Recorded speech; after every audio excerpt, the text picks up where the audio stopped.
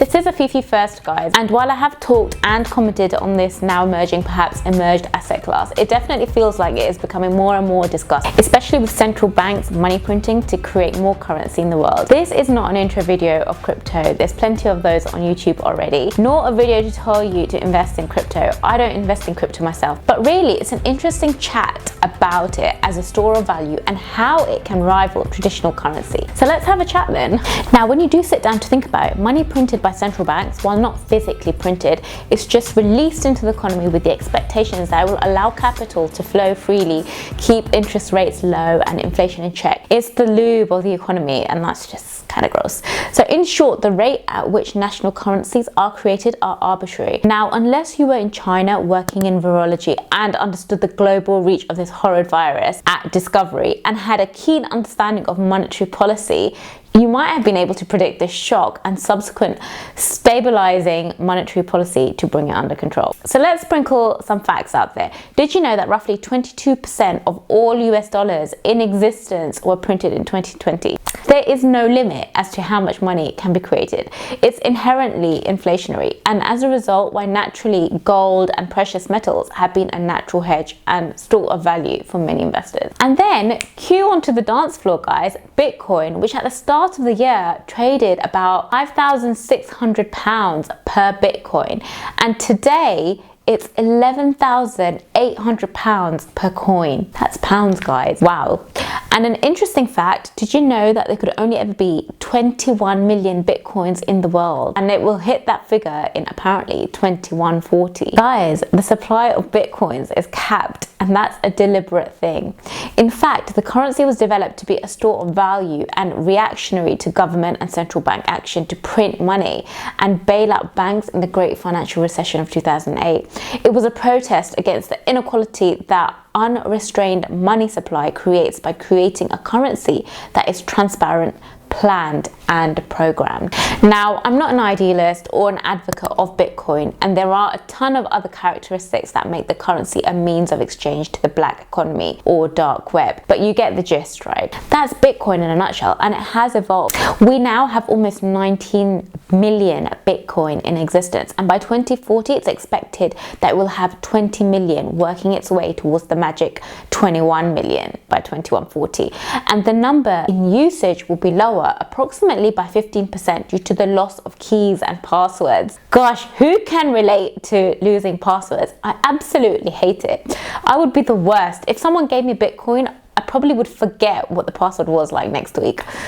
Having said that, I can picture an antique roadshow in 300 years where some long lost USB will be discovered and it's plugged into the computer to reveal a lost Bitcoin code.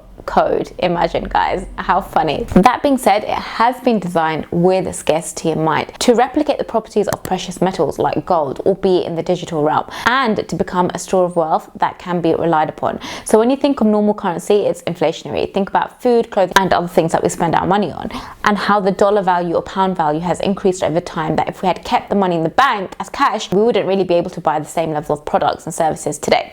Inflation erodes the power of money. Bitcoin or digital currency has the opposite effect, as the supply is finite. It is considered a deflationary asset class, and so its purchasing power increases over time. Cha-ching for those guys out there that own it. So what does that mean for Bitcoin in the future? Well, who knows, guys, and I for one don't, but I don't want to be ignorant to not spend the time to learn about it and other digital currencies. Where will Bitcoin be in 20 years time? Again, who knows? However, what we do know is traditional currencies that we call fiat currencies, there will be a ton more of those in circulation, but we can be certain how much Bitcoin will be out there, and as a result it will be worth more than it is today. The more it goes up, the more desirable it becomes, and we will have people on both sides crying about the bubble. But what is a bubble cry after all? A bull market where you don't have a position, right? Now, I have focused my chat on Bitcoin. There are a plethora of others, some more well known than others, each with their own unique features.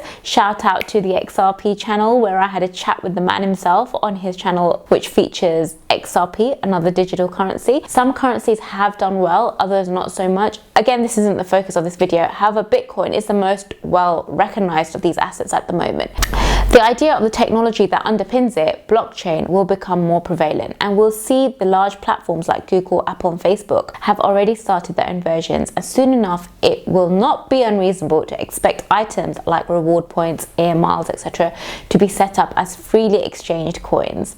Could it replace fiat currencies? Well, central banks are going digital. The virus has reduced the move away from cash and even faster pace than it may have typically. Even before that, Mark Carney, the previous Bank of England governor, planted and developed the idea of central bank digital currencies, which were based on a basket of currencies.